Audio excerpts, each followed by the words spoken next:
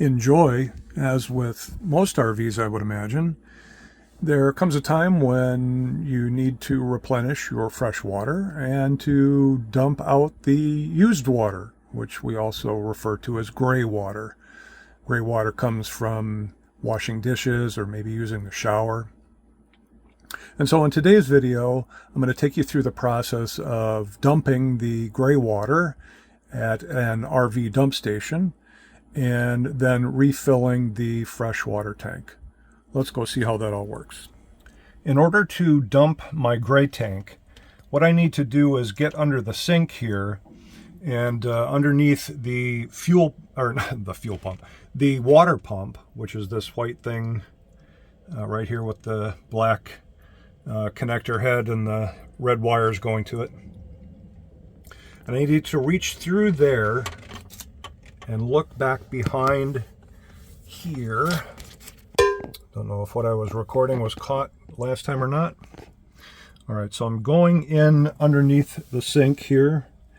There's the heater, there's the floor, and I'm just going to go in here and then look down and then up a little bit, and there's the valve right there. And I just need to turn that so that it's in line with the hose, and then the valve will be open. Now it's in the open position. As you can see, it rotates counterclockwise to open. So it was pointing at me, now it's pointing to the side of me.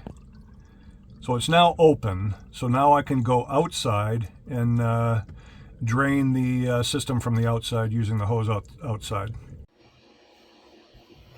This view is looking from the underside of Joy. My phone is actually just on the ground looking upward.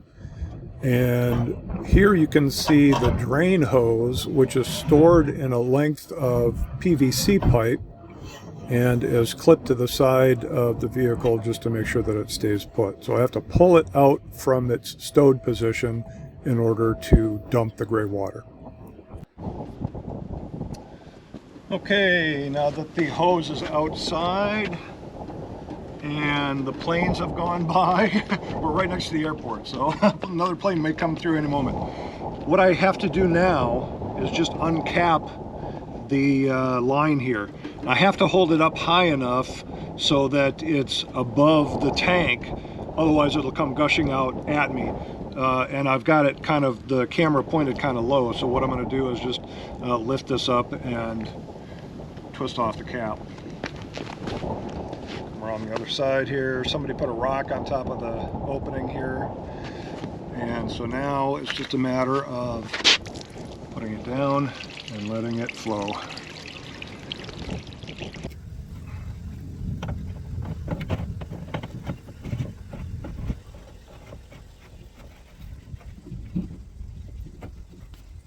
Now that the gray water bladder has been emptied, it's time to go ahead and fill up the freshwater bladder. And this is the order that you want to do this in, because the gray bladder sits on top of the freshwater bladder. So with the gray bladder empty, it's not applying any downward pressure on the freshwater bladder that would make it more difficult to fill it. When the gray water is filling through regular use of the water, it's actually applying a little bit of pressure on the freshwater bladder to help the water continue to flow easily. So it's kind of an ingenious system, and I'll show you how it's laid out here coming up. To fill up my water system, the first thing I'm going to have to do is get out my hose and filter and get that set up at the water fill station, which for my campsite is right here. I am at Lake Casa Blanca International State Park, and as in many Texas state parks, I am able to camp at a site that has electric. I've got actually 50 amp service on this one, but I can only take 30, and it has water. So what I'm going to do now is get out my hose and my filter, and we'll get that all set up. Out about my hose is that I have a way to cap off both ends. so that when I put the hose into my tote in the back of Joy, any residual water doesn't leak out and just collect down in the bottom of the tote, making a real mess. So on this end, which is the end that I thread onto the tap, I have a ball valve that I can just turn to open, or turn the other way to close. So that's probably and not only that, but when I have it hooked up to the faucet, in addition, I guess, to the tap's handle itself, I also have another shutoff right here. So there's that. I've got shutoffs like everywhere. On the other end, I have a screw-on cap. So I can just unscrew this cap and set it aside while I'm filling, and use it to go ahead and cap it off when I'm done. And then I'm using just a standard KDF RV water filter. There are better filters on the market. I'm definitely aware of that. This one came with this clever little device, which is kind of a gravity fill tube that has also a shutoff valve, just like the brass one that I have on the other end. But yeah, I can turn off the water right here, and that's really important when I'm filling the bladder inside the Joy. So we'll see that in a moment. When I'm hooking up the hose for the first time in a little while, and there may have been some residual water left in there, and that's of course why I've got those capped off while it's in storage, while the hose is in storage. But I kind of like to go ahead and flush the line out when I remember to anyway. So what I'm going to do is I'm just going to go ahead and turn on the water here, and we'll just let the hose kind of clear itself. Gotta get where I'm cutting water to. You can't run over here. Have to go away. Yeah, it's just windy enough to try to blow back on me. Right? Never pee into the wind. Now that I have the filter screwed onto the hose, I want to check and make sure by turning the water on over at the spigot and all the other cutoff valves, make sure that they're turned to the on position, except this final one here on the yellow fill port tube, to make sure that I don't have any leaks coming from any of these fittings, because I'm going to take these inside Joy, and I don't want, you know, that to be spraying all over the place or leaking at all. So I've checked that here while I'm still outside before I set this down inside, because what I'm going to do is I'm going to put it down right here, and then I'm going to go inside and grab it from the inside, and we'll work with it from there. In order to monitor the progress of the fill, what I do is I come in here to the cabinet below the sink, and I note that there's a little TV monitor there. If I turn that on, I can use it to monitor the bladder, because this is the bladder. You're actually looking at the bladder, and this is the fill tube right there. So what we can do is we can just watch, and we can see that bladder swell as it takes on water. So that's how we know when we're full. But there's actually even a better way, because you can literally hear when it's getting full. It's a very distinctive sound that you would recognize as, uh-oh, we're getting full. But just to put a finer point on this, the bladder itself is actually underneath this driver's side couch, right where the camera is pointing right now, right behind that lagoon table mount. And so it would be difficult to monitor it by looking at it directly, because you'd have to take the cushion off, and then there's another board that the cushion sits on, and then you can kind of see underneath there and you can look at the bladders. But the TV monitor situation here is a lot more convenient for watching the bladder fill. I've taken the bed apart. Give you a wider angle shot of this. So normally the couch cushions are on top of this area right here, and there is a platform that sits on top of all of this, and then the cushions sit on top of that. But I took that all off of there to be able to show you the bladder system and the camera as well. So this is the gray water bladder. It sits on top of the freshwater bladder. So if I come around here, you can maybe see this a little bit better. So this is the fill port for the freshwater bladder, and then sitting on top of the freshwater bladder is the gray bladder, and this is the fill line coming in from the sink. The camera that looks at the fill process is right here. It's that little box right there, and you can see the camera lens. If I can not drop the phone looking in there, but that's the camera lens, and I think those are like infrared LEDs that kind of light up the area so that you can see a little bit better. But much to my surprise, this is actually a color camera. I put a red Solo cup down in here and found out that I can actually see color on the monitor. It more or less looks black and white when you're just looking at everything else while you're doing the fill. But everything is kind of just black and silver and white and whatnot, so it doesn't really look like it's in color, but in fact it is. The camera is in color anyway. But yeah, so that's how it all fits together into one system. So now, back around the corner here, in the bath area, is the fill port. So what I'll do is I'll just unscrew the fill port and move its cap to the side, and now I've just got an open hole, and that's where I will be putting my water. And I just need to go ahead and put the hose in there, the clear end of that fill port tube that I screwed onto the filter, and we'll just put that in there, and we'll turn the water on, and the water will go in. And then we'll monitor it over on the little TV monitors. Notice that I put a rag here. I just want to make sure that if it does try to overflow, that something's going to be there to catch it. That's just kind of a pro tip. You don't want because I don't really know where, like, I don't know if water started pooling up down here and then started seeping down in there. I don't know where that goes.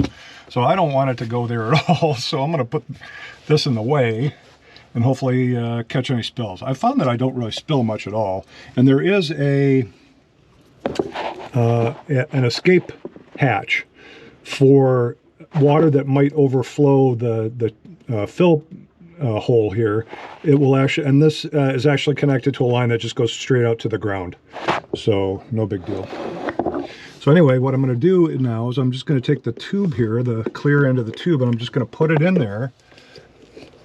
And then I'm just going to turn on the water. And we're filling.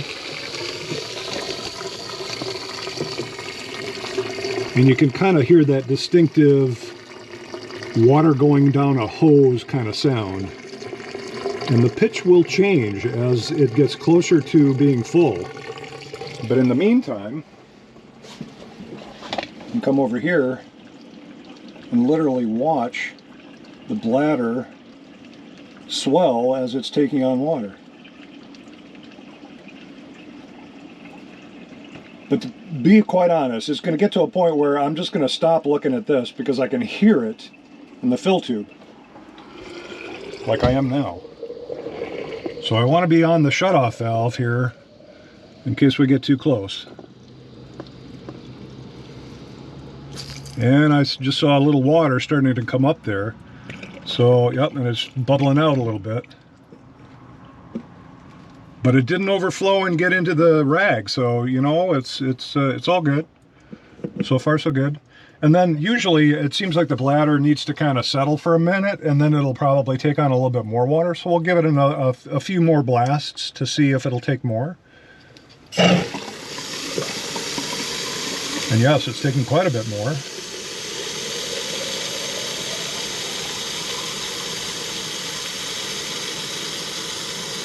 Okay, I have some water kind of coming up again, so I'm going to stop for a moment. And we'll go over and we'll kind of take a look at the bladder here now. As you can see, it's really changed a lot. You can see that fill tube is way up near the top of the screen now, whereas before it was more down towards the middle of the screen. So she's filled up really well. But again, I'm going to just keep doing a couple more blasts here until maybe I can get a little bit more in there. Oh, no, that looks like it's pretty much there. So we're going to call that a done deal.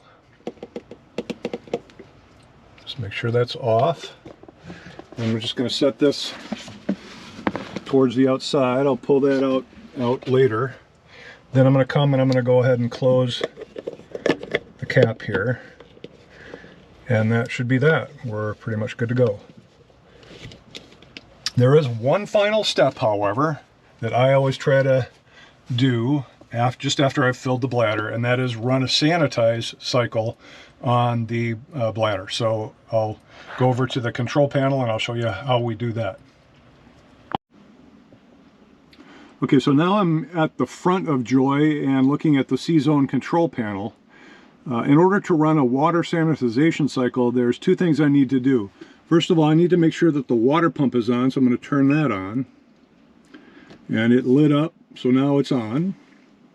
And then the other thing that I do is I press water sanitization, and it lights up.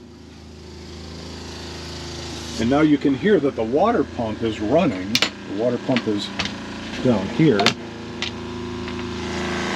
The water pump is the white device right down in there.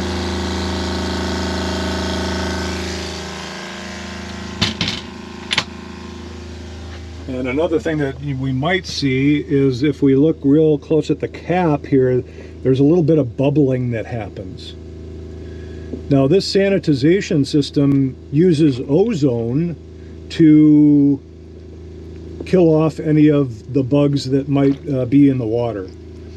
And so one thing that you'll notice if you have a system like this is that any air escaping from the system has that very distinctive ozone smell. Now this is supposed to run for about 15 minutes before I should turn it off. So I'm just going to check my phone, which says it's 3:17 p.m.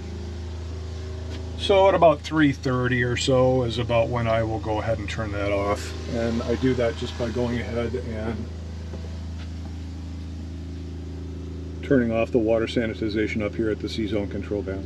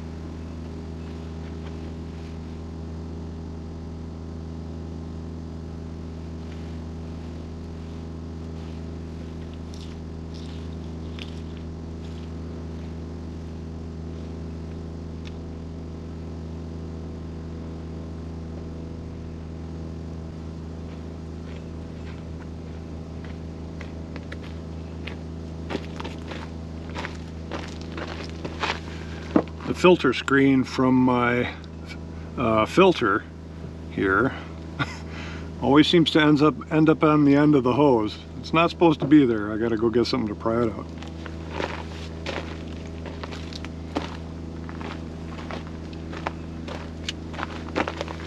I find the end of my key fob works pretty well. key itself, the key part itself, to just pop it back out of there. There we go. I'll put that in a moment. For now, I just need to cap this off so that I can put it away. Nice and tight, and then here at the ball valve, need to make sure that that's turned so that it's off.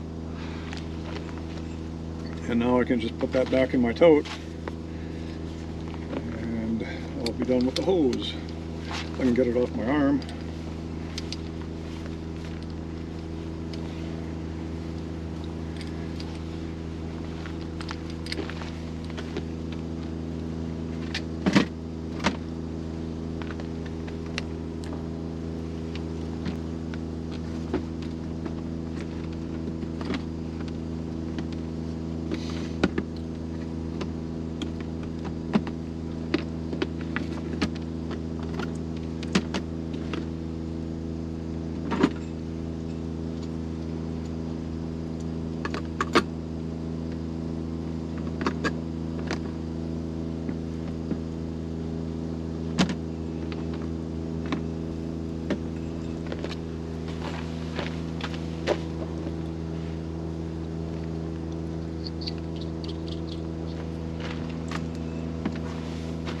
Away, and then after I've shook out as much water as I can out of the filter, then I always put its caps back on. Don't throw these caps away the first time you use it. Always keep them so that you can cap up the end. And then I also want to make sure that I put that filter screen back in there, and then I put that cap end on, give it a good pop to make sure that it's in there real good, and then I can go ahead and put that into my tote and where it will rest until the next round.